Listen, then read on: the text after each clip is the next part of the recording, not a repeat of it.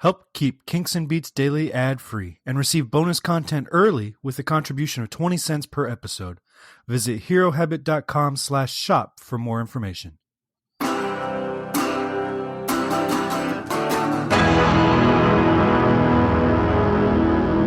Welcome to Kinks and Beats Daily.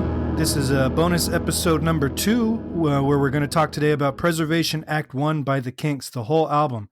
And today I am joined by listener and fellow A's fan, so obviously I'm in smart company, Nick Alpers. Hey. Welcome, Nick. Thank you very much for the invitation, Tony. I'm delighted to be here. It'll be fun. So Preservation Act 1 was released November 16th, 1973. It was mostly recorded at Kinks Studios between June and September of 73. Did not chart in the UK, only broke the top 200 by peaking at 177 in the US. And there were some singles off of it, sort of. In the United States, we had One of the Survivors backed by Scrap Heap City, which was released and then quickly canceled. And as I talked about in our episode for Scrap Heap City, the version on this single as the B-side has Ray on lead vocals and is a bluesier song. But he pulled it back, changed it, and then it got released on Preservation Act 2. And again, I call out to anybody that's got that 45. I'd love to hear a better version of it. Then we had Sitting in the Midday Sun, backed with One of the Survivors in the UK. In the United States, that single was backed by Sweet Lady Genevieve. Neither charted. And we had in the UK, Sweet Lady Genevieve as the A-side, backed with Sitting in My Hotel, which was from the previous album. Did not chart. That may be my favorite Kinks single of all time. Talk about two underrated songs that both could have been hits, but neither were. And so there was no chart for the album, no charting for any of the singles. All right. So what's your history with this album, Nick? Well, my history with this album is that just to sort of back up, I actually grew up like in the 70s in a household with a bunch of Beatles records. So I listened to all the original Beatles records, just kind of the musical background of my youth with my older brother. And for some reason, I have never actually asked, maybe I should, I don't know if my mom would remember, there was a copy of Arthur in my family's musical collection. No idea. I have no idea where it came from. So one day I was probably like 11 or 12. I listened to that and it completely blew me away. I knew, the sort of standard half dozen or so, Kinks songs that you would know just listening to FM radio in the 70s that were on like AOR rotation. But that was the album that converted me to like being a huge Kinks fan. And I started, luckily, going down to record stores in Berkeley at the time, like Rasputin, I'll try getting the albums that seem to come from about the same time. And luckily, Arthur's right in the middle of this amazing run of brilliant albums. So everything I was buying was another brilliant album. And I just thought, okay, this is the greatest band I've ever heard. Eventually, at some point, I don't know exactly when, I added Preservation Act 1 to my collection. And I'm pretty sure when I first listened to it, I thought, okay, yeah, this isn't the greatest thing I've ever heard. There were a couple songs on it that I definitely responded to immediately. Sweet Lady Genevieve is undeniably a brilliant song. I love Cricket. I think it's a hilarious and wonderful song. Other songs just didn't quite grab me, so I probably didn't put it much in my rotation. But over the years, I've kind of gone back to it a couple times, and my personal sense of what's good and occasionally brilliant and really interesting in this album has increased a lot. It's probably the album of the Kinks that has gone up the most in my estimation of it between first listening to it and now. And I think it's an album with a fairly broad range of assessments. There are some people who think it's terrible. John Mendelsohn, who wrote that Kinks Chronicles book and I think helped put together the album, basically totally hates the album. John Savage, who wrote the authorized biography from the 70s, says that it fails as a whole. This is his way of putting it, because what was once implied by a line I'm reading here, a guitar phrase, a gesture, or a mood is now explained to death. And I don't think he's completely wrong, but I think it's flawed, but still pretty wonderful in a lot of places. And I think it's an interesting one to talk about because it also relates backwards and forwards to a whole lot of other songs and concerns that sort of flow throughout the whole Kinks canon, so to speak. So at the time, I agree with you about a lot of that. And I don't know that this one has increased in my appreciation. It's because I'd already kind of gone through most of my Kinks stuff by the time I got to this one. So I liked it immediately and have kind of continued to like it. But at the time, Melody Maker said the influences of The Who's Tommy abound and distract from this album. That said, there are some Kinks gems, a pretty good, if somewhat hackneyed storyline, and enough good music to swell the ranks of the Kinks Preservation Society. It was also called the most ambitious and wide ranging Kinks record yet. I don't totally agree with that. And is already a stage nearer sounding like a play than a record. As a set, it seems strangely disjointed too in terms of plot, but this may be resolved when Act 2 reaches us. Preservation Act 1 contains some lovely songs, the familiar and lovely blend of gentleness and raunch that kept the Kinks so good, and some fine playing, notable in the wide variety of piano styles by John Gosling. As a Kinks album, it's fine. I just don't feel that Preservation adds up to the sum of its parts yet. I think there was a lot of anticipation that Preservation Act 2 was going to kind of salvage Preservation Act 1, and as we look back on it now, Preservation Act 2 I cannot defend as much as I can defend Act 1. Yeah, I But agree with you on that. so it's got some mixed reviews. It was originally intended to be a double album, and I think it works as a single album, and and essentially it ended up being a triple album because Preservation Act 2 is a double with a ton of filler on it. Um, but I think this album works as a single album as a kind of sequel to Village Green Preservation Society. And what made Village Green a good concept album is that the subject matters of the song were nostalgic, right? The whole album is about nostalgia. Where he loses me in part on Preservation Act 1 and in total on Act 2 is trying to create an actual narrative. The songs work, and I think of this on all concept albums, is they work best when it's a theme, an overarching, like Lola works as a concept album because it's all about the recording industry. And Everybody's in Showbiz works because it's about touring and life on the road and all that. This one mostly works because it's about nostalgia and kind of looking back at the nostalgia from an older standpoint than they were when they did Village Green.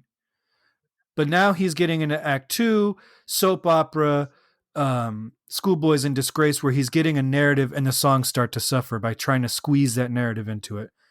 And I think side A of this album is practically a perfect follow up to Everybody's in Showbiz, which is an album I adore. Side A doesn't have all of the where they're trying to start developing a story into it, and I think it works best. Side A, I think, is perfect Kinks. Side B starts to get a little bit more. We can go back and forth with each individual song on whether it's worthy or not. But Yeah, let's start talking about I think that I agree with you on that. I think there's two kind of concepts that I usually keep in mind in looking at this stuff. One is I totally agree with you that the earlier albums you're talking about are mostly framed through like character studies. And there's a little bit of that in here, but there is a lot of that plot stuff, and that gets even more extreme on Preservation Act 2, where he just punts and starts having all the radio interruptions because he wants to have all this plot and doesn't know how to turn it a song. and that stupid trumpet line. Which is it's bad. That's a whole other right. That's a separate podcast. Yeah, The other thing that's interesting to me is that the previous the concept albums that led up to this were all totally grounded in a very specific real world. Right. So you've got Arthur, which is literally about his and Dave's family. It's adapted. It's not their actual true story because of who moves in the story to Australia, but it's really about their family. Like real people are talked about. As you say, Lola is really about Ray and Dave's experiences in the music business and literally name checks their managers in the money go round. Muswell Hillbillies is about their neighborhood in sort of the working class in North London, and also name checks real people.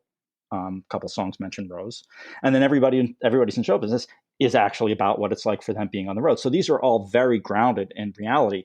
And then you get to the Preservation Project, which is basically starting their kind of Fantasyland series, right? Where the next four albums are about this imagined world.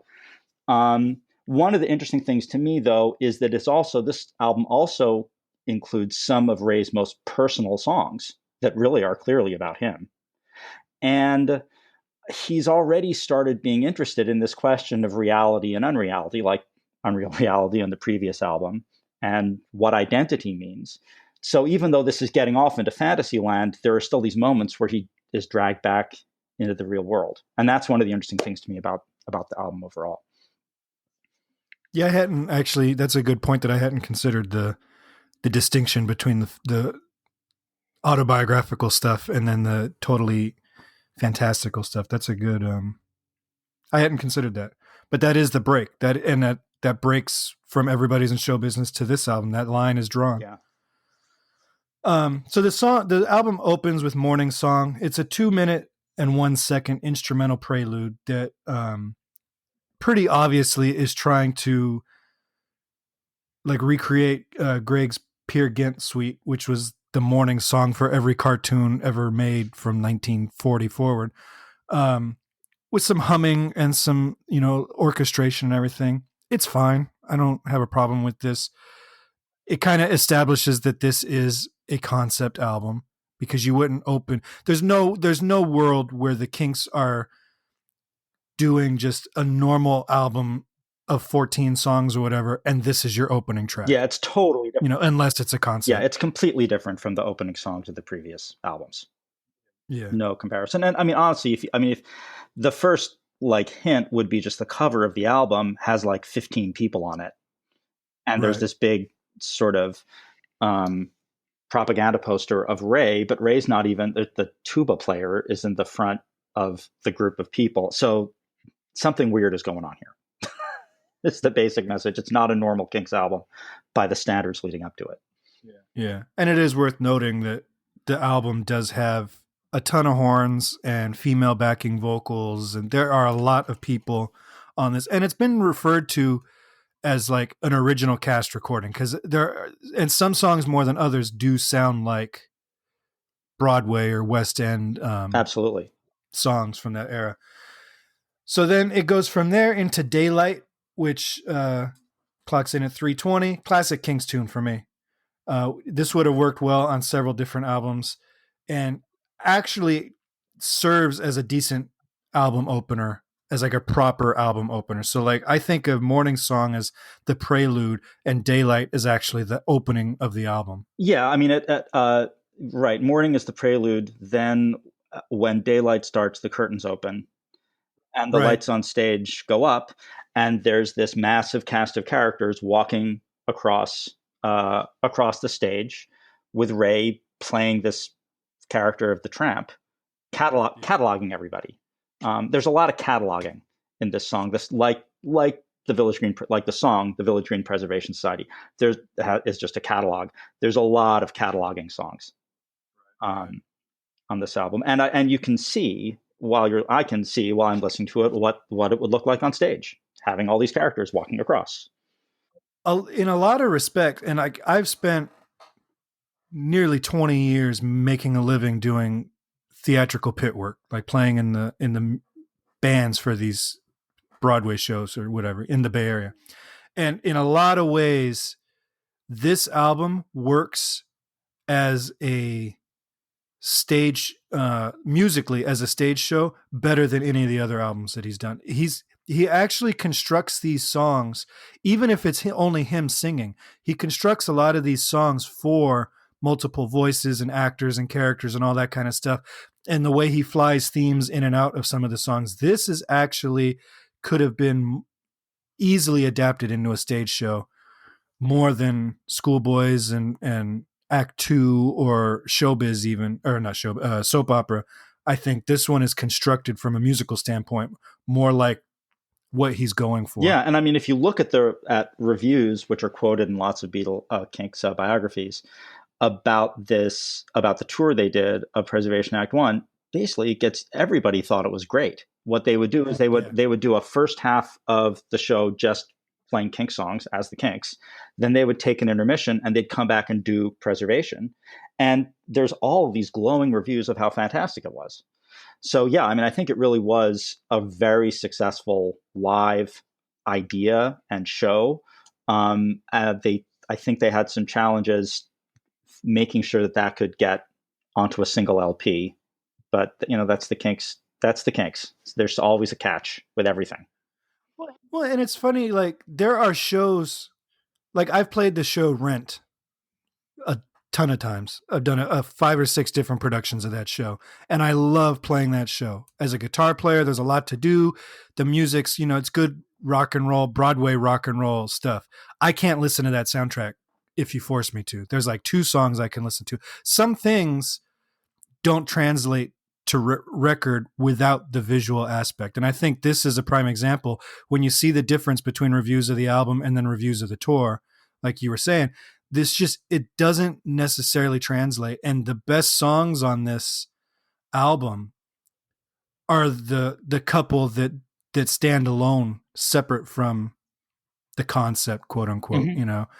like the next song, Sweet Lady Genevieve, which some people would argue is one of Ray's best songs. It's a lost Kinks masterpiece. But it actually opens, if you listen to it, that harmonica intro is the main theme of Daylight. Mm. The dun dun da da dee dum, Mm-hmm. Daylight, right? He's quoting the previous song in this one. So it's very linked to the album, but it stands alone as a little, just a pop song Yeah, all by itself, which is cool. and it's linked to the album thematically. But I mean, this is basically him singing a song to Raza. Right. And it was just at this time that Raza left with the kids, sort of when this is all happening. Um, and yeah, I mean, this is obviously a song sung in character as this character, the tramp. Um, but it's also could just stand alone as Ray actually singing a song uh, to Raza, apologizing for all the crap he's done. And this is one of the few Ray Davies compositions that you can actually legitimately call a love song. It's a fractured love song, like he's trying to get her back, but there's not a lot of tunes in this catalog that are just straight up love songs. Yeah, I mean, people sometimes refer to Days that way, although that's a lot more oblique Yeah. and could refer to almost any situation. Um, but yeah, this is really a very straightforward one, and I think that it some of it is him playing, I think, with these questions of identity that really play out throughout the whole 70s, certainly in this middle period, starting at least from Everybody's in Showbiz through let's say Schoolboys. Um, Mm-hmm. who am I doing this stuff on stage? Um, and he almost has to get into this character, the tramp, to sing this extremely straightforward, straight ahead love song of regret and loss and love. But he's not technically singing it as himself. I think that's kind of a British thing too, that you hear it all the time. When Paul talks about "Let It Be," and his like feelings about with his mother and everything, and he was like, it was probably subconsciously about his mom, Mm-hmm. but he's there's a quote where he's like, "We're not supposed to talk about our feelings about these kinds of things," as and I think that's Ray's of that same generation and upbringing and everything. So I think taking that character is the only way you're gonna get Ray's honest, heartfelt handling of his impending divorce. She Yeah. left him right before the sessions for this album. By Um, contrast, his brother Dave is exactly the opposite. It seems like half of his mhm. catalog in the 60s was him just singing these songs about the relationship that his parents and his girlfriend's parents broke up. Yeah. And that stuff is completely straightforward. not hidden behind any identity, song after song after song. So there's all possibly that's part of the complicated relationship that's always been there between them and brothers. They've obviously always been very different people. It's part of what makes the combination so powerful. Uh, but yeah, I agree that Ray has this long history of um, diving into characters. I think it's part of what makes him really brilliant so often as a songwriter is that he is very, very good at understanding other perspectives and trying to inhabit them. But then he loses himself as well, and he writes about that constantly of losing himself through exploring these characters. So then from Sweet Lady Genevieve, we go to There's a Change in the Weather. Quick little 3-minute tune. This is a quirky song and feels like it could be a leftover from Everybody's in Showbiz. Just the style of their playing has kind of got that funky guitar intro, but I've always liked this song. Yeah, I think it's great. It's one of those ones that, again, is the opposite of a character study. This is really a sort of cast of characters Mm-hmm. song again. I think musically it's a lot of fun to listen to. Yeah, I enjoyed it a lot too. So we're 4 songs in. We got Morning Song, Daylight, Sweet Lady Genevieve, There's a Change in the Weather. For being quote unquote one of the Kinks' worst albums, we haven't hit anything yet that I'm going to skip. You know, um, now we get to track 5. Where are they now? I personally have a hard time with songs that reference themselves, and he starts this song with "I'll sing a song about." Um, but luckily, he doesn't lean on that too much. This feels like it's an attempt to write a sequel to Celluloid Heroes, though. Mm-hmm. Where he's kind of the way it's just a list of names and stuff like that. Personally, though, I'm not a big fan of Celluloid Heroes. I think this song is better. It's like he took that concept and kind of improved upon it musically.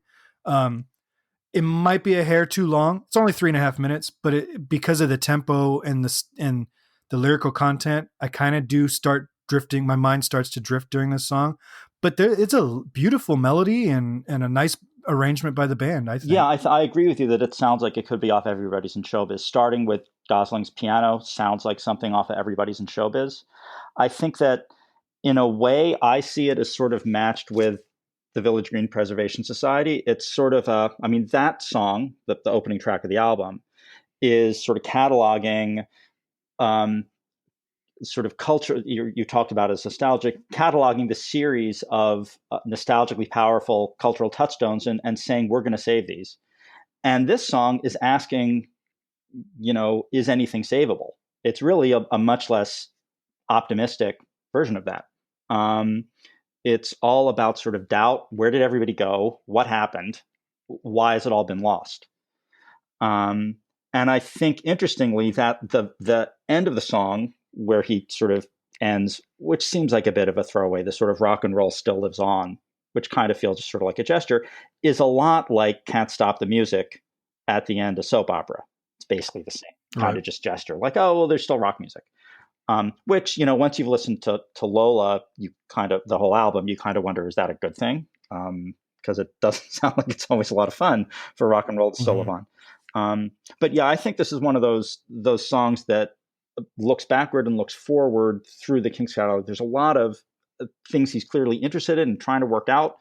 He didn't work them all out on the Village Green album, and he still hasn't figured them all out in Preservation and this song. So he's going to keep playing with them for a few more years. Mm-hmm. Then from there we go to the side A closer, One of the Survivors. This is a decent rocker. It's the return of Johnny Thunder, which we just released the Johnny Thunder episode Yeah, a few days ago, I think, um, as of the time of this recording.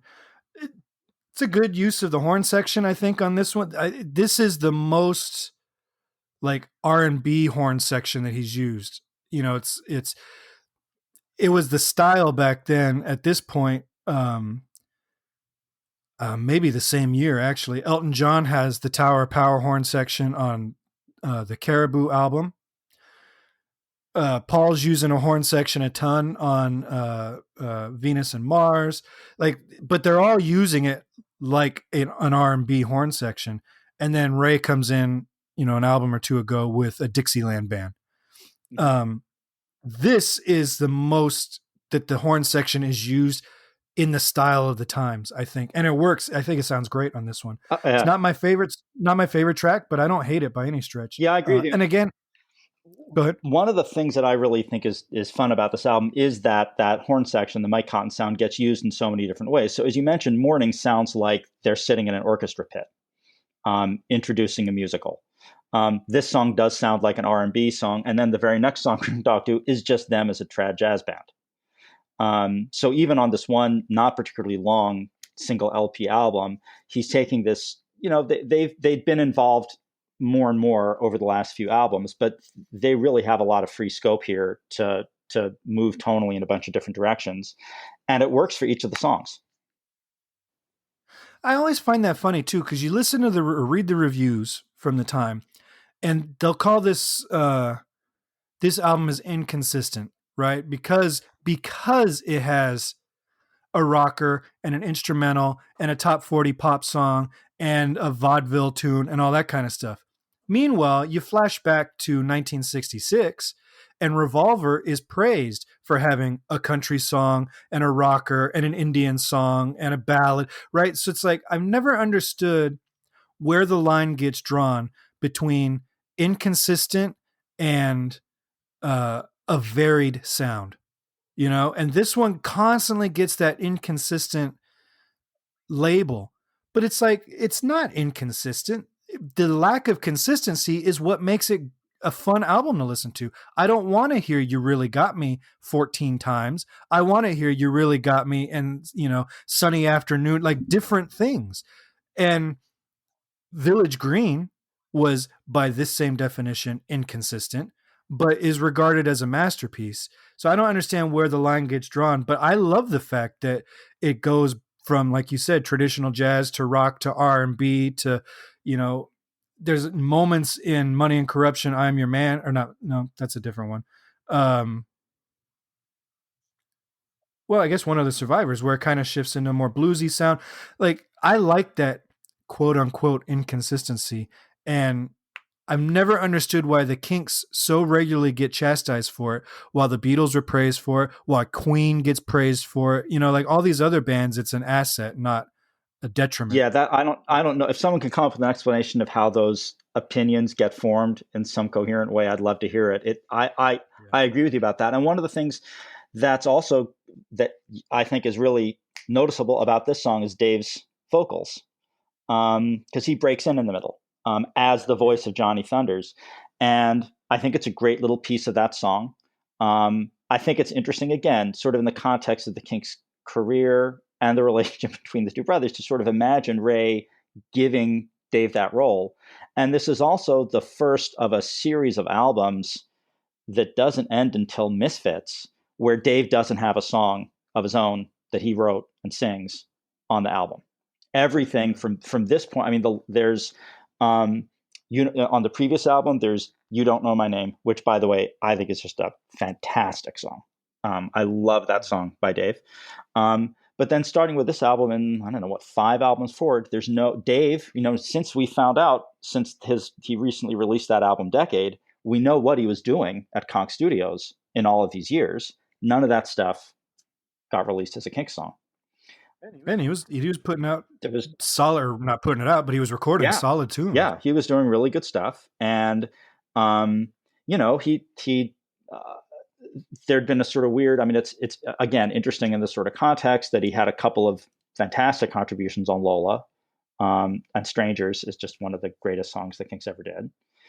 And then Muswell Hillbillies is he you can hear his vocals, but those are Ray songs, and then he gets a song on Everybody's in Showbiz, and then it's just the Ray show. But it's definitely noticeable to me listening to the song when you hear Dave break in with, I'm one of the survivors bit in the middle. It that stands out. That's a sort of the vocals suddenly change from Ray to Dave, and I think that's really effectively done in this song. So we're done with side A, and it's pretty solid side A. Like I said, this is for me a perfect Kinks concept album because he's not pushing a ton of actual plot down our throats. He's right now we're still getting like snapshots and like you keep saying cataloging of these characters and situations and stuff. And then we flip it over and side B opens with Cricket, which is one of the most British songs the Kinks ever, even by Kinks standards, this is a very British song. Also happens to be I have a soft spot for it. One of my favorite tracks on this record. I love this song, and it is a you know, if you were going to introduce someone to like what are the Kinks about, this would be a sort of um, off center way to introduce them. But there really weren't other bands, and you're not going to find other bands who were putting this kind of song out, especially a band that did "You Really Got Me." This is a quintessentially Kinks song to me. I love it. Um, I think that the arrangement is perfect for what the song is getting across. And one of the things that I love about this, in terms of Ray's sort of pastiche songs like this, is I think Ray is usually underappreciated as a lead vocalist. People talk constantly about what a genius songwriter he is, which he is undeniably. People don't talk as much about him as a lead vocalist, and I think that he really is a fantastic lead vocalist, especially in this whole period in the middle. One of the things that he's great at, and this song exemplifies it to me, is that he rarely does a sort of simple, straightforward voice.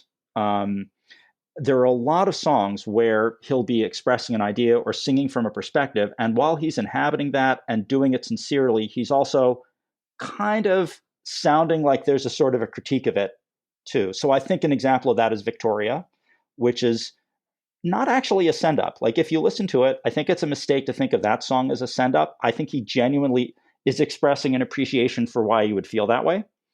Um, and I think another one that's like that for me would be "This Is Where I Belong," which is actually, I think, less secure in the idea that it's expressing, or that it expresses like on the written page, than it actually sounds when he's singing it.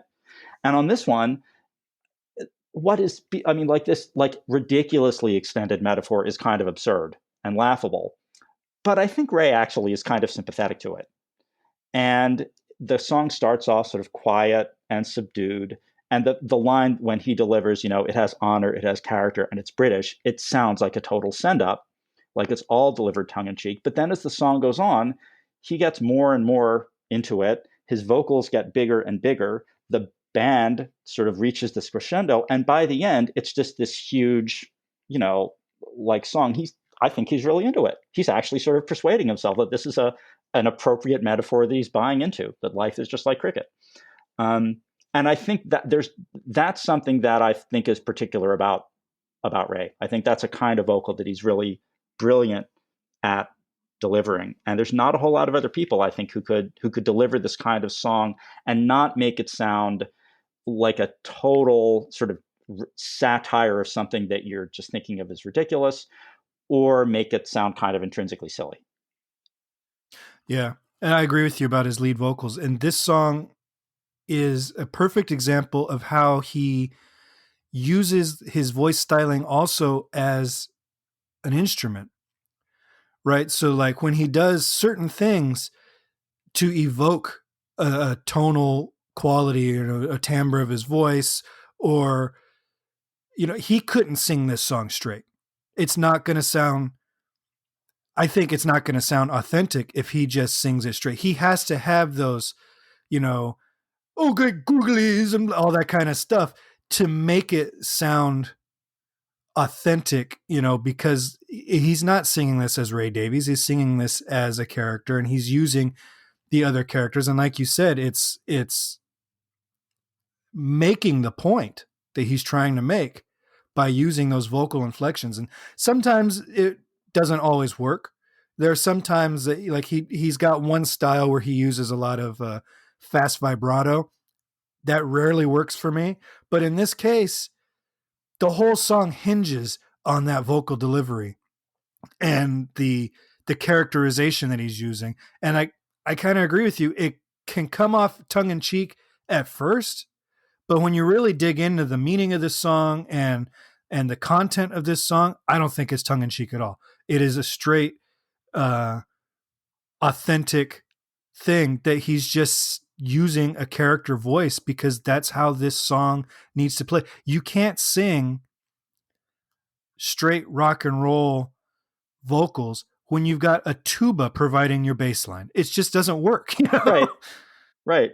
Oh, absolutely. And again, this is not. I don't. I mean, maybe there were other bands that I'm not familiar with that were doing this kind of thing back then, but um, this really is like a quintessentially Kinks sound. And also, and maybe this is sort of getting into a larger conversation of recorded music technology, but I don't think it's a mistake that this is what happens. You've listened to side one, then you have to go up there. You have to move the tone arm, or maybe you've got one that moves automatically. Then you have to flip the record over and start again. So there's this pause, and it's not just flowing straight through.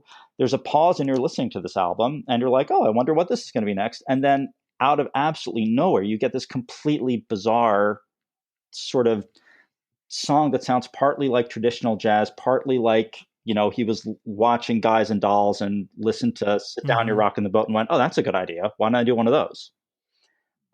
Completely out of the blue. And I think there's a sort of to me, like a sort of hilarious surprise when you flip this album over and this is the song that pops up as the next thing. Because one of the survivors, which closes side A, literally talks about just straight ahead rock and roll without any sophistication. And a list of it's And that catalog of Dion and the Belmonts, Johnny and the Hurricanes.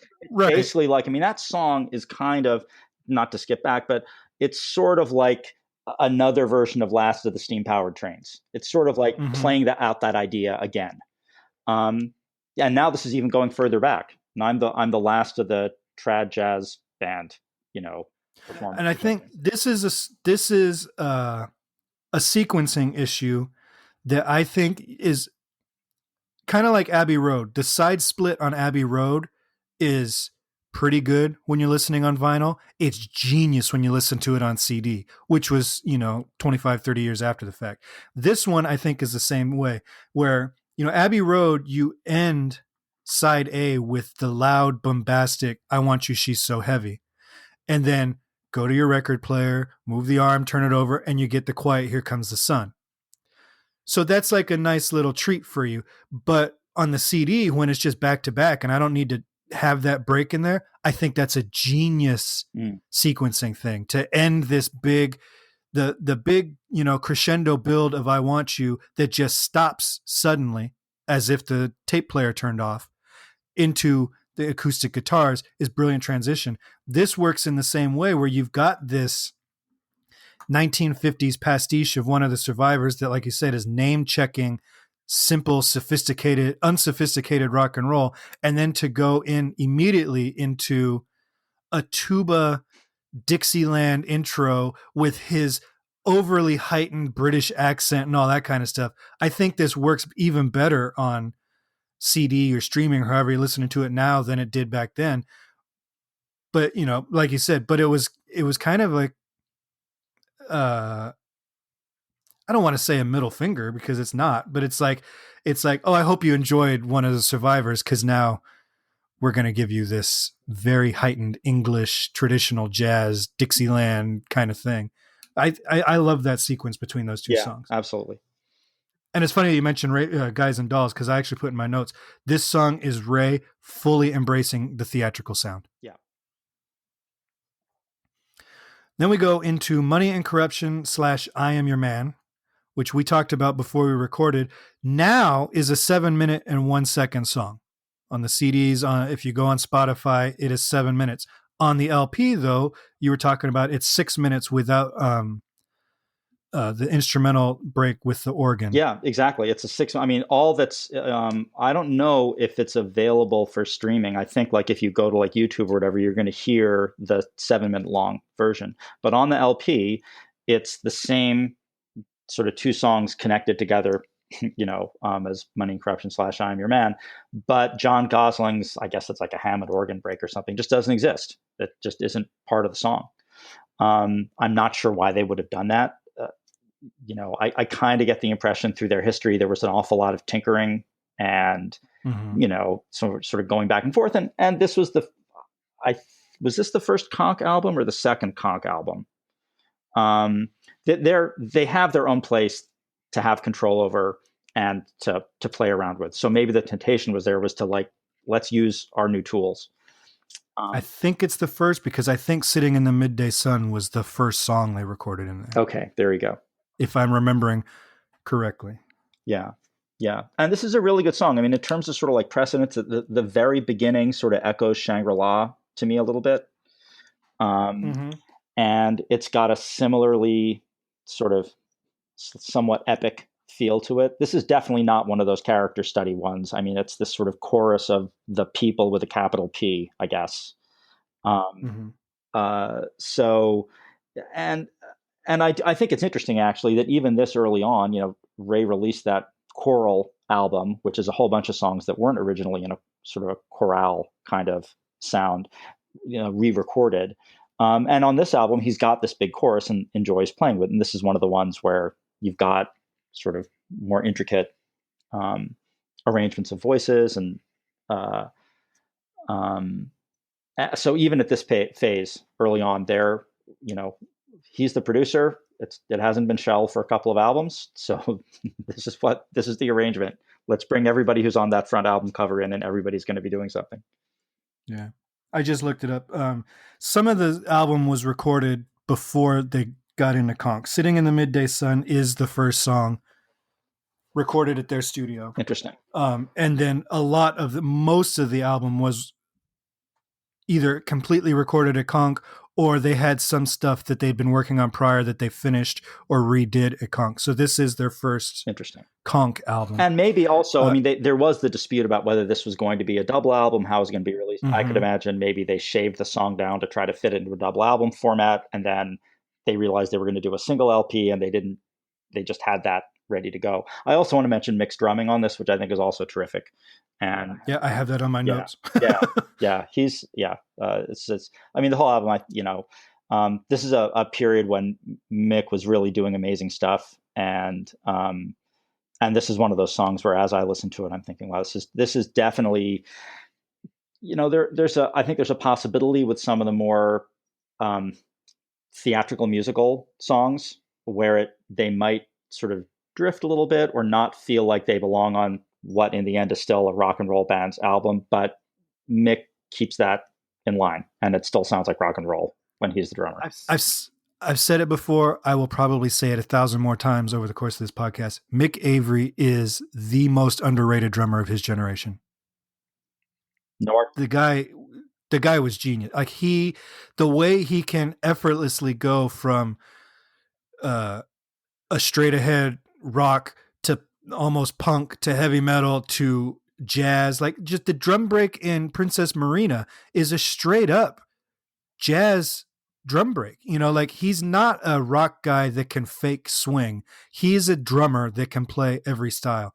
And the fills he's doing on this song and I think his drumming on the actual track preservation is some of the best work he ever did too. Like he's just such a good drummer.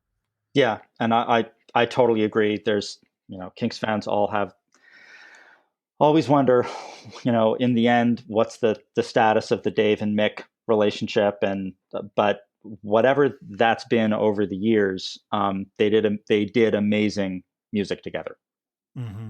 So I feel on Money and Corruption in my notes, I felt like Ray is imitating Zappa on this one. hmm, And not necessarily, obviously not with I guess maybe a little bit with the content, with the Money and Corruption and the kind of political yeah, undertones and all this stuff. But if you listen to the way he's recording, some of the stuff where he's got, I assume it's female vocals because they're used everywhere. But there are certain aspects of this song where it sounds like he's using um, varied tape speeds to get some of the high notes and the low notes and stuff, which Zappa did a lot. And then some of the time changes and stuff like that. I feel this song, I don't know how familiar you are with Zappa, but for me, this song could have easily been on We're Only in It for the Money. interesting. Yeah, I'm not that familiar with Zappa. some, but Yeah. certainly not like a Zappa file. Um, Yeah. but yeah, I mean, that does. I mean, there definitely was a context for those kinds of like sort of more complicated uh, concept albums, plot driven, concept driven, and into fantasy, sort of fantasy scenarios. Tommy being probably the most obvious of those. And yeah, uh, he's doing complicated arrangements, and not simply structured songs on a lot of the songs on this album, which is another thing that keeps it interesting, I have to say. Mm-hmm. So this song is actually probably the one that I skipped the most. Well, maybe not, but up to this point, it's the one I've skipped the most, and I think it's because of the length. I'm on the hunt for this on vinyl. Mm-hmm. I'm slowly building a Kinks and Beatles vinyl collection because I just got a turntable for Christmas, and I haven't picked this one up yet. So maybe this 6 minute version would suit my needs better because I actually think "I Am Your Man" beautiful song, but I rarely get to it because I just get so burnt out on the Money and Corruption part that kind of it feels like a pub song with that 6/8 da dun dun da dun dun dun da dun dun, and I just get bored with it and skip to Here Comes Flash, which I often skip a lot too. Decent rocker, that's our next song by the Right. way. Here Comes Flash, decent rocker. Lyrics are a little bit clumsy, I think, because he's trying to deliver a story. Um, And this one again is another one that I feel kind of treads into like early Zappa era stuff that you wouldn't expect from the Kinks. But Yeah, I agree with that. I mean, I think that probably the song that I find least interesting and fun to listen to on the album is "Here Comes Flash." I don't. I'm generally not someone who skips, and if I'm listening to it on a record player, I'm not going to get up and or walk over and like you know pick up the needle and put it back down somewhere else. I'll listen to it. Um, I agree. I mean, "I Am Your Man" I think is a really good. I really like the "I Am Your Man" half as well of the Money and Corruption "I'm Your Man," and I like. Speaking again of Ray's vocal delivery, he starts with this incredibly flat, sort of affectless um, delivery, and then builds up into a much more expressive. I mean, he's making a rhetorical point, I think, about politics in a way, or how he hears politics, and I think that's very effective. There's a lot of songs in this album that sort of start a little bit quietly or slowly, and then build up into big crescendos. Um, and "Here Comes Flash," I think, is a little bit. I'm not sure exactly what the point is there. It's nice to hear Dave singing a lead. The weird little dropouts where you have that sort of interplay that's just the brass with the female backup singers. mm-hmm, That sounds very staged because if you see, especially if you look at the Preservation Act 2 album cover, you can see which characters back on Act 1 were singing that stuff. You've got sort of the floozies are in the background helping Dave introduce, of course, Ray playing Flash. But yeah, that song doesn't. I don't think that's the most interesting song on the album. Put it that way. not by far. I think there's a reason it's buried almost at the end of side two. Um, so that takes us to Sitting in the Midday Sun, which clocks in at 3 minutes and 47 seconds. So this is not a short song, but it does kind of go by. Um, for me, and I mentioned this on the actual episode for this song specifically, this to me sounds like what Village Green Preservation Society would have sounded like had they been in a decent studio at the time. Mm-hmm. This feels like classic mid late 60s era Ray Davies to me. Just the way the band is arranged, the content of the song, the melody. This feels like a classic Ray Davies song to me. Yeah, and I mean, actually, I've seen like interviews with Ray where he's described Village Green as they were just a bunch of demos and they really shouldn't have been released. That might have been him just being self-deprecating. But yeah, this sounds like a fully produced song. Um, and I've always thought of it. Some reviewers sort of referred back to "Sitting by the Riverside" off the Village Green album. I think of it as a sort of a weird way, sort of a response to "Sunny Afternoon." Um, it's sort of an analogous situation. Here I am sitting around with the character singing the song is sitting around sort of with nothing, He even makes that reference towards the end of the song, I'd rather be a hobo than a rich man scared of losing all he's got. And that might actually be a sort of a more personal statement by Ray than he would want Mm-hmm. to let on at that time in his life, obviously. But it's a sort of like a similar scenario to Sunny Afternoon from a different perspective. Um, and I think it's a terrific song. And it's one of these character songs that also sounds very personal to Ray. Yeah. He's not having to go very very far to get into the character for this song. And then that leads us to the album closer, which is Demolition. Um, I mentioned earlier, Ray, this album would have translated to stage better than any of the others.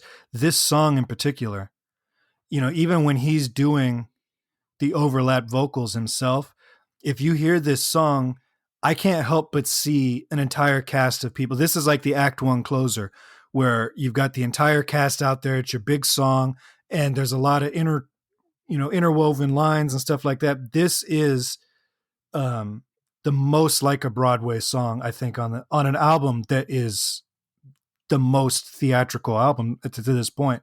I think this is the most theatrical song on the album. Absolutely, and it introduces the hook of Salvation Road, which is the closer to Preservation Act Two. Mm-hmm. And I think that I was thinking about this listening just earlier today, doing one last listen through to the album, and it suddenly occurred to me like this song is almost like Ray responding to the song "The Village Green Preservation Society," like Southern Man being responded to by "Sweet Home Alabama." Right. This is basically coming up with like an ideological antithesis to Village Green Preservation Society and singing the song about destruction. And I think it works really well. And there's other songs, there's other songs that they recorded in the previous years that are about basically. I mean, Muswell Hillbilly is sort of all about this scenario. Mm-hmm. Here Come the People in Gray. Maybe some of the people in gray are sort of joining in on the chorus here. There's a song that wasn't released at all until on one of the collections called Lavender Lane, which is a fascinating song in its own right. It's basically taking the melody of Waterloo Sunset and singing a song about gentrification. I think it's a brilliant song. But again, this is the same set of concerns. There's a neighborhood, it's being destroyed, but they're singing it from the perspective of the people doing the destroying. And Dave seems really into this one. I have to say, I love his vocal contribution, singing about the wonders of capitalism and everything. I think it's a very good crescendo for the album as a whole as well. Yeah. And then if you're on vinyl, that's the end of the album. Yep. And if you are on Spotify or some of the CD reissues, you've got one more song called Preservation, which I guess we're supposed to believe isn't a stolen riff from Jimi Hendrix. I guess we're just supposed to ignore that. Mm-hmm. That yada da da. That's like a straight up Hendrix riff, but it's a solid rocker. This song would have sounded good on Lola. Like it kind of has a feel for that era, like maybe kind of like Rats, Mm-hmm. And then mixed drums on this one, unreal. Such good drumming on this track. Yeah, it's a great song. I mean, I think that some reviewers I've seen dislike it because it basically is kind of like sung liner notes. The liner notes on like Face to Face kind of explain the story that kind of weaves in and out of that album about the rich guy who breaks up with his girlfriend and falls to ruin and loses his house. This song is kind of if you took a bunch of liner notes on the back, once upon a time in a faraway land lived a villain called Flash, and just putting it in a song. So I think there's different. I mean, it's interesting that wasn't part of the original design of this album to have a song that just laid out the plot. On the other hand, the fact that this song exists maybe freed the rest of the album from having to do all the plot work during the album. It's probably easier from a sort of creative perspective. Like, let's just do one song that's going to tell you what the story is. And then once you have that, then you'll just listen to the songs and be able to fill in the details. The opposite from the next album, which didn't get that balance right, despite the fact that there are a lot of terrific songs on Act Two as well. It makes you wonder, if you take all the stuff from Act One, which is a single album, and Act Two, which is a double, and take the best of both those albums and condense that into one single album. If the Preservation Project wouldn't have been considered one of Ray's masterpieces, because there is enough good stuff on Act Two that you could replace and we just sat here and talked about Act One, and there's not a ton of stuff here. We very rarely said anything negative about it. But there's enough stuff on Act Two that is of quality that would push out some of the stuff from Act One. You could have done this. Could have extended the Kinks masterpiece album, from Face to Face, which I think is face to face to Everybody's in Show Business. I actually count that one as a solid album too. Yeah, I do too. This would have extended that from Face to Face to Preservation had they done one album of both acts, condensed. Even though I know sequentially it wouldn't have worked. They hadn't recorded all of Act Two yet. But just if you're going to rewrite history and combine those two albums, those three platters into one disc, I think this could have been another fantastic Kinks album. Yeah, I agree. Without debate. I'd have to go through and spend some time listening to all the songs and stuff. I would bet that you could put together a single LP of the best of what's on Act Two, and it would be a really damn good LP. So yeah, I mean, fitting those two together would be, you could definitely then, look, some of the dead weight on the album are all these radio interruption things. That was a concept they tried. Not everything you're going to try is going to work. So that's fine. But as far as this one is concerned, I mean, it is funny how the sort of consensus was like, wow, well, they lost their magic. I think there's some desire to tell a narrative of this band fighting and struggling against everything that the music industry threw at them, from the band in the US to their horrible original publishing deal and having to actually get paid for the music that they created. All of that stuff that they went through, all of the struggles, mental illness, car crashes, everything. There's a narrative I think that people kind of want to tell where they finally reach kind of their promised land. They own their own studio, they have control, and then they just kind of, the creative juices have been used up or something. And I know there's a temptation to tell that story, but and part of it is the level of genius of the previous 4 or 5 years of music is hard to match by anyone. And it's not just the albums that they released. It's about, I don't know, 3 or 4 albums worth of other music. Some of it was singles, some of it was B-sides, some of it never got released. Some of it, one of the songs that was put out last year called Time Song comes from the same period. It's a terrific song. It literally, I don't think anybody heard it outside of the band and other people close to them until like last year. So some of it is in comparison to what they were putting out before. But if you sort of clear yourself of that a little bit, and just sit down and listen to this album, I think it really is a good album to listen to. I really like it. There's a lot of stuff in here that's wonderful. And there's, as you were saying, there's not a lot in here where I'm just like, oh God, can we please just get through this song? It just doesn't feel that way. They're all worth listening to. Now, I like to put these things in context of the times because I think I have a different appreciation for it because I'm younger. I wasn't even alive in 1973. I didn't get into the Kinks until the end of high school, I think, in the late 90s. So it's like I'm not listening to this as I'm listening to other things from that era. I'm listening to everything from 1945 to 1999 at the same time. So I don't have this prejudice based on what was going on in the landscape. So to put it in context, so the Kinks release Preservation Act 1 in 1973. Pink Floyd releases Dark Side of the Moon, arguably their masterpiece. Led Zeppelin, House of the Holy, arguably their masterpiece. David Bowie, Aladdin Sane, arguably his masterpiece. Elton John, Goodbye Yellow Brick Road. The Who, Quadrophenia. Stevie Wonder, Inner Visions. Paul McCartney, Band on the Run. Elton John again with Don't Shoot Me, I'm Only the Piano Player. Roxy Music has For Your Pleasure, which is not my favorite Roxy Music album. George Harrison with Living in the Material World. This is an incredible 73, I think, rivals 1969 as one of the best years in rock and roll music. There is so much great rock and roll music. Countdown to Ecstasy by Steely Dan, Let's Get It On by Marvin Gaye, um, Red Rose Speedway by Paul McCartney, which I technically think is better than Band on the Run. There's so much good music coming out, and none of it sounds remotely like Preservation. So it's easy to see how this one got lost. It's easy to see how if I'm a music reviewer at Rolling Stone and my last few reviews were Countdown to Ecstasy, Dark Side of the Moon, and Inner Visions, Preservation may not stack up in that context. But for me, looking back at it, as someone who is taking it all in at once, the entire Kinks catalog at once, the entire Beatles catalog at once, the entire Floyd catalog at once, I'm listening to it, without any kind of context to what else was going on. I can't make any complaints about this album. It's a solid album from start to finish. There are some dips in its quality, but I have a playlist on Spotify of when I don't want to listen to a full album. I have a Spotify playlist of just my favorite Kinks songs, and this album's pretty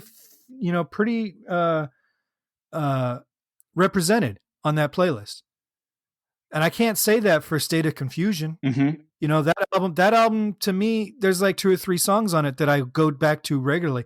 But this album's pretty heavily represented on that playlist that I've got. Yeah, I would say to folks listening who are primarily Beatles fans and are kind of, I'm sort of learning more about the Kinks or interested in the Kinks, or Kinks fans who don't have like the full, complete, like obsessive nerd collection of all of their albums, or are primarily listening on like Spotify or something. This is not, and I don't think, it's interesting. I started looking up reviews. For some reason, the Pitchfork reviewer gives this a rating of 9.8 out of 10. Even I saw that. Even I think that's a little bit excessive, I have to say. It's not, as you said, I agree with you on the sort of face-to-face to everybody's in showbiz run. If somebody wants to pick any of those albums as not just their favorite, because that's a personal thing, but as sort of the greatest Kinks album, it's hard for me to argue against any individual choice. I think they're all fantastic. This one, I don't really think anybody, except for maybe this person on Pitchfork, can claim this as the greatest achievement of the Kinks as a recording band. But it is a good album. And especially if you really like the Kinks and you've seen reviews of this that are kind of like, they didn't get it here. Give it a shot. Listen to this album with an open mind and open ears. And they were an amazing and brilliant band. They could inhabit an amazing variety of musical styles and genres and attitudes and perspectives, and all of that is in this album. It doesn't all work exactly as I think they hoped it would, and it's not all perfect. It is a flawed album. Some of the ways that John Savage mentioned in that little quote that I read at the very beginning of this pod, some of it is spelled out a little too much, but I still think it's absolutely terrific and very, very, very much worth adding to your collection and listening to. And I do find myself listening to it, quite a bit. It's a really good album. All right. Well, that's Preservation Act 1, not the first Kinks album I thought I would do for a bonus episode on the podcast, but it wouldn't be. I'm glad we did. It wouldn't really be the Kinks if it were something predictable and obvious. Exactly. Yeah. And like you said before we recorded, there are plenty of people who have already talked about Arthur. Nobody talks about this one, so. I agree. So if you are a contributor through herohabit.com, you got this podcast a little bit early. To the rest of you, thanks for downloading. Make sure you swing by herohabit.com and leave some comments in our discussion group and let us know where we got things right and where we got things wrong. And as always, you can call me at 925-494-1739 and leave your thoughts and opinions for any of the stuff on this album or anything we talked about over the course of this podcast or will talk about in the future. And then I can also be reached at kinksandbeats@herohabit.com. Thanks for joining me, Nick. We should do this again. I would love to. Anytime. All right. Thank you, everybody, for listening, and I will talk to you guys next time.